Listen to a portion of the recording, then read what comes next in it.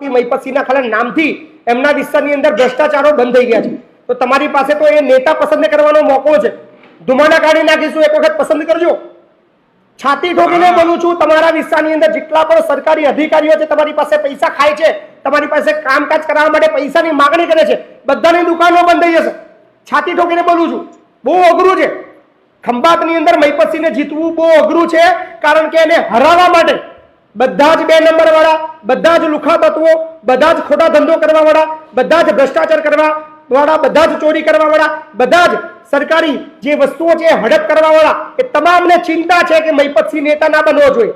એટલે ભાજપ કોંગ્રેસની કોઈને પડી નથી, બધાને એટલી પડી છે કે આ વ્યક્તિ ના જીતવો જોઈએ. પણ જીતાડવાની જવાબદારી ફક્ત જનતાના હાથમાં છે. જો જનતા નક્કી કરી લે કે મહિપતસિંહ નેતા જોઈએ છે તો બધું જ શક્ય છે. અને ખંભાત પૂરતું નહીં પણ આખા ગુજરાતની અંદર બૂમ પડશે ખંભાતની. અને આખા ગુજરાતની અંદર નવી ક્રાંતિના જનક ખંભાતની જે જનતા છે એ બનશે.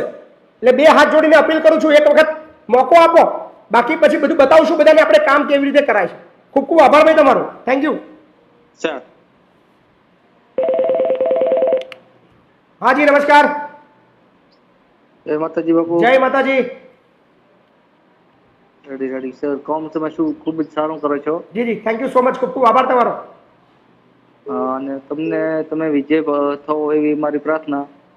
બસ તમારા બધાનો પ્રેમ ને તમારા બધાના આશીર્વાદ જોઈએ, સાથ સહકાર જોઈએ. હા સર, અમે વાવ તાલુકામાંથી બોલીએ છીએ, 200 કિલોમીટરથી દૂરથી. જી જી જી. અને બાપુને વોટ આપો એવી મારી નમ્ર વિનંતી.